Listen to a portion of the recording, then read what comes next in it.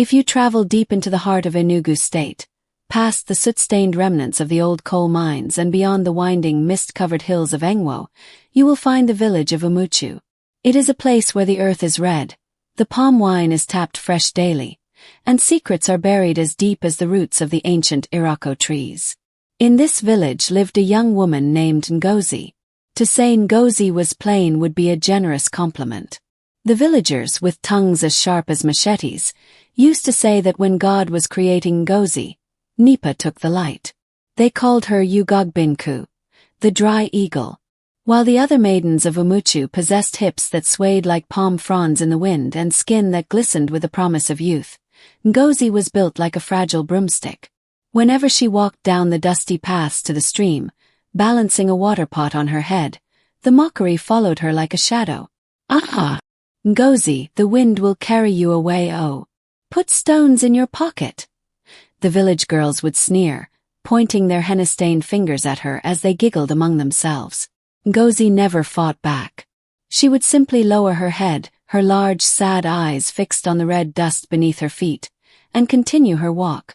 But hidden beneath that mocked frame, buried under layers of self-doubt and isolation, was a profound secret. Years ago, on her deathbed, Ngozi's grandmother had gripped the girl's thin wrist with unexpected strength. Her milky, blind eyes seemed to pierce right through to Ngozi's soul. "Nwam," the old woman had whispered, her voice like rustling dry leaves.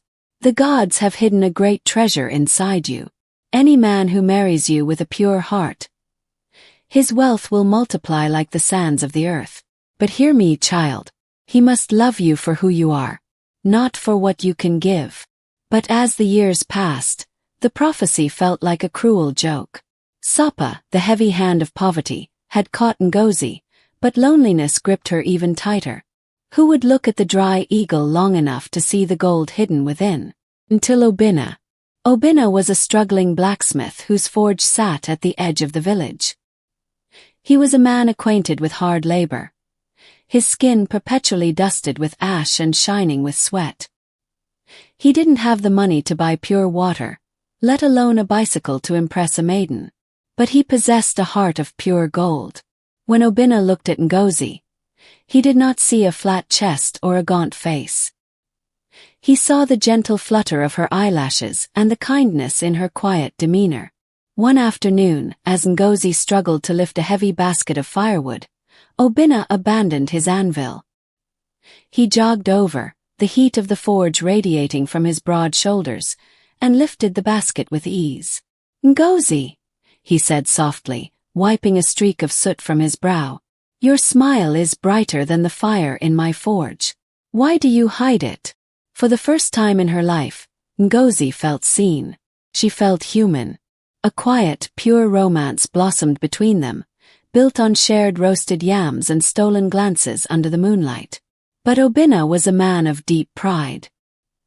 He could not stomach the thought of bringing Ngozi into a home of absolute lack. He wanted to give his queen the world. One rainy morning, he packed his few metal tools into a frayed woven bag.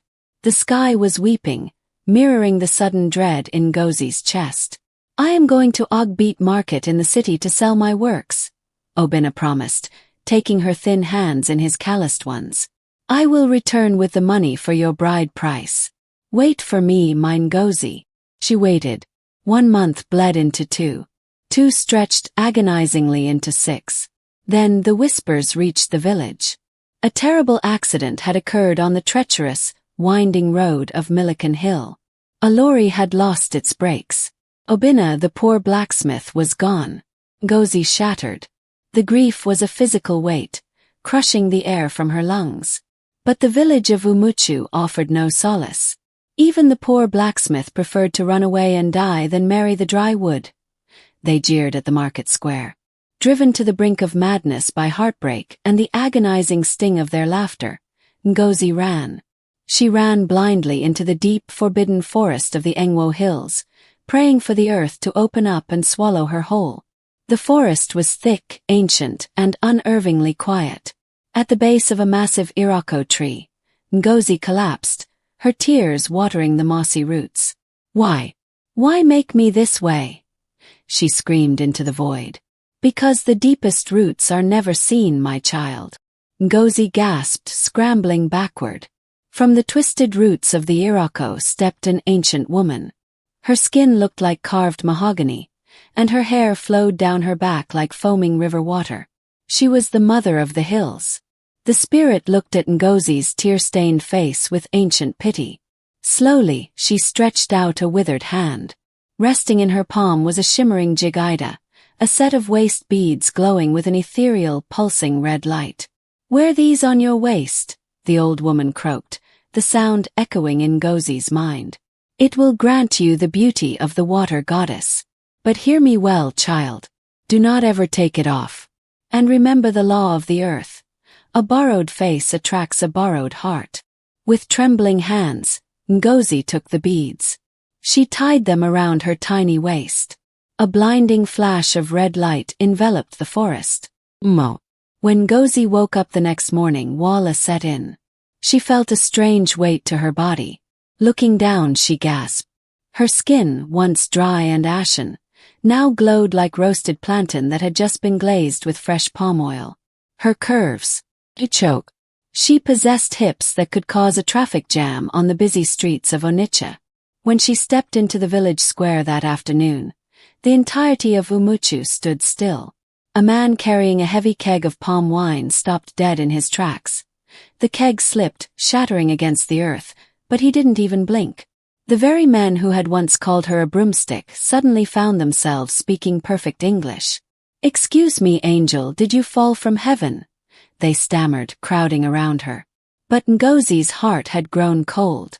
She remembered her grandmother's deathbed blessing. She remembered the village's cruel laughter. She decided it was time to use them both. She accepted the proposal of Chinedu, the sweet-talking village champion who had once mocked her loudest. Exactly 2 months after their wedding, Ngozi's hidden blessing activated. Chinedu, a man who used to beg for Gary on credit, miraculously struck a deal and became the biggest timber merchant in Enugu. Wealth poured into his compound like rain. But wealth only amplifies who a man truly is. Once rich, Chinedu began treating Ngozi like a mere trophy, a piece of furniture in his grand new house. He flaunted other women in her face, secure in his arrogance. Quietly, Ngozi packed her bags and left him. The reversal was instantaneous. The very next day, a mysterious fire consumed Chinedu's timber yard. His business partners vanished. Within weeks, the once arrogant Chinedu was back at the village square, begging for roasted yam. Up a Promax. The village quickly realized the secret. Ngozi wasn't just beautiful, she was a walking bank. Next came Ichi Ozo, the wealthiest and oldest man in the village. He married her, and his wealth quadrupled overnight. He bought a gleaming Prado Jeep and built a mansion.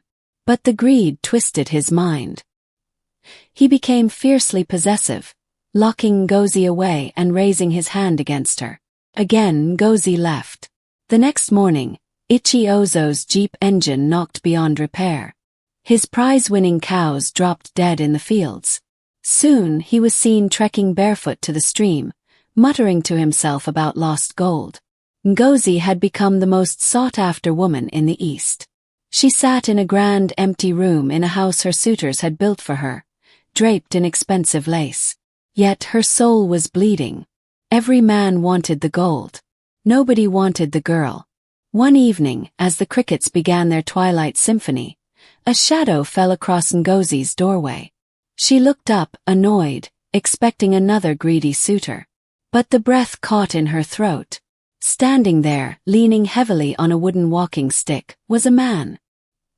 He had a deep scar across his cheek and walked with a pronounced limp, but the gentle fire in his eyes was unmistakable. It was Obinna. He hadn't died. He had been in a coma in a charity hospital in Enugu town for nearly a year. Upon waking, broken and penniless, he had spent months doing agonizing menial jobs just to afford his transport back to Umuchu. He looked at the glowing, impossibly beautiful goddess sitting in the chair. He didn't look at the curves. He didn't look at the expensive lace. He looked straight into her eyes. "Ngozi," he whispered, his voice cracking with a mixture of awe and profound sorrow. "What have they done to you?"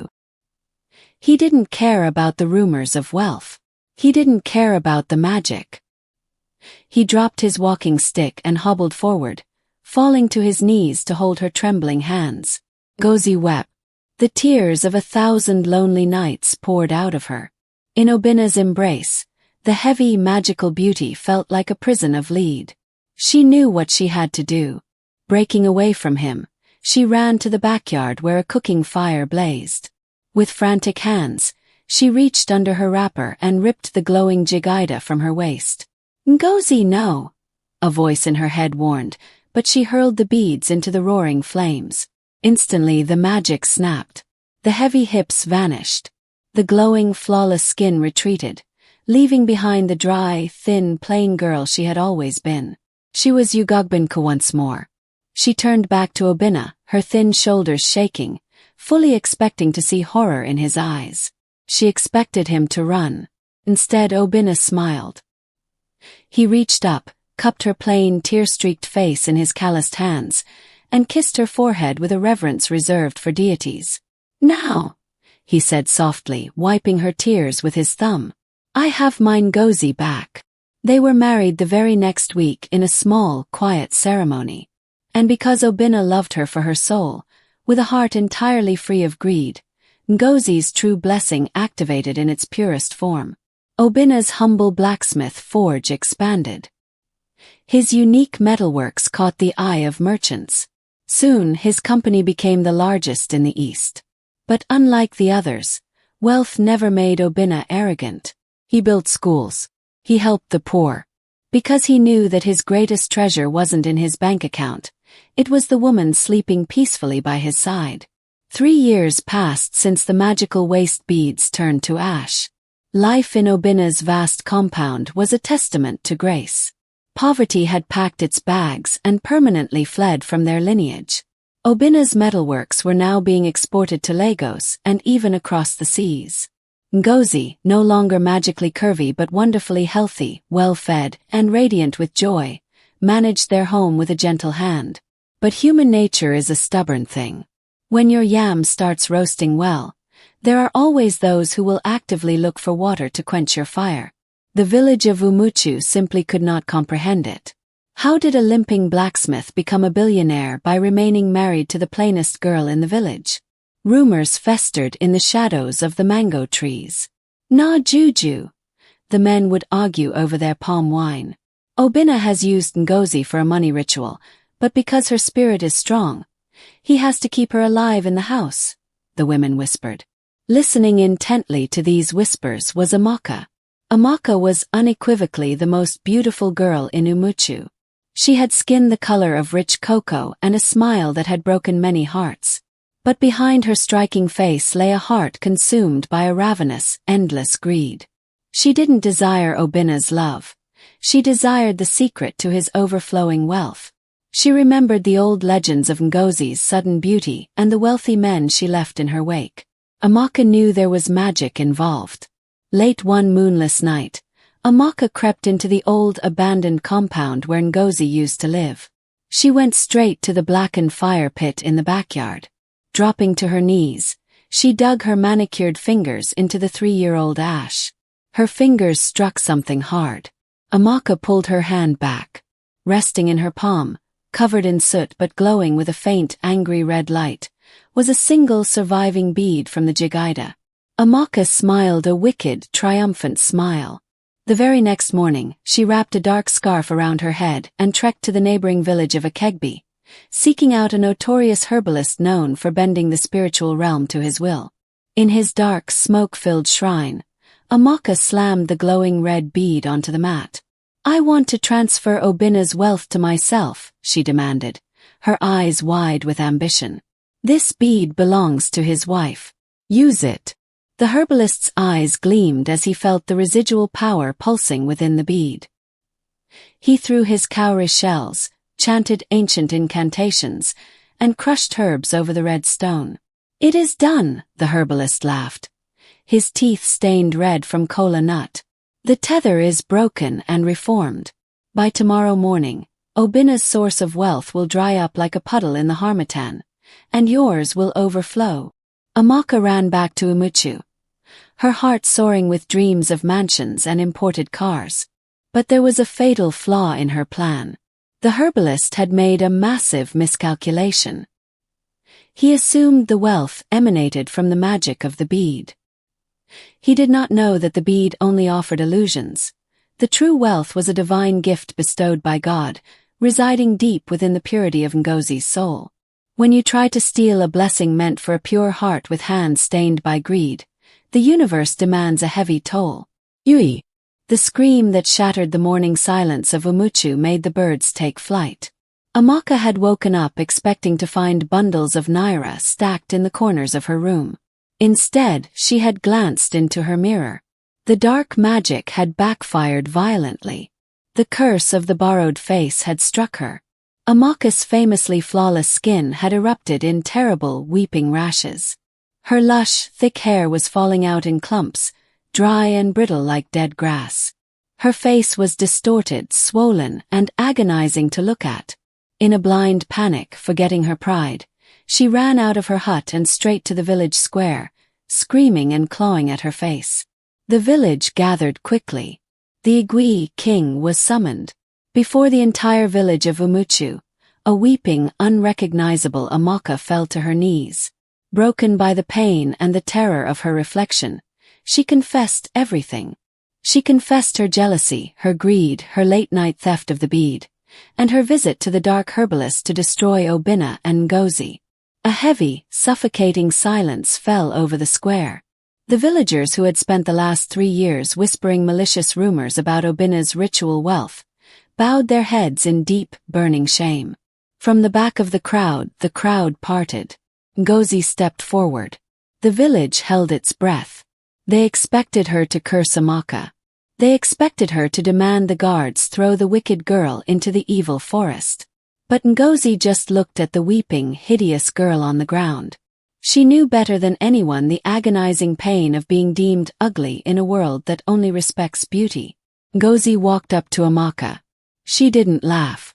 She didn't gloat. She simply knelt in the red dust, reached out, and held Amaka's trembling, rash-covered hands. Closing her eyes, Ngozi prayed. She prayed for peace, for healing, and for forgiveness. At that exact moment, deep inside Amaka's pocket, the single red bead cracked.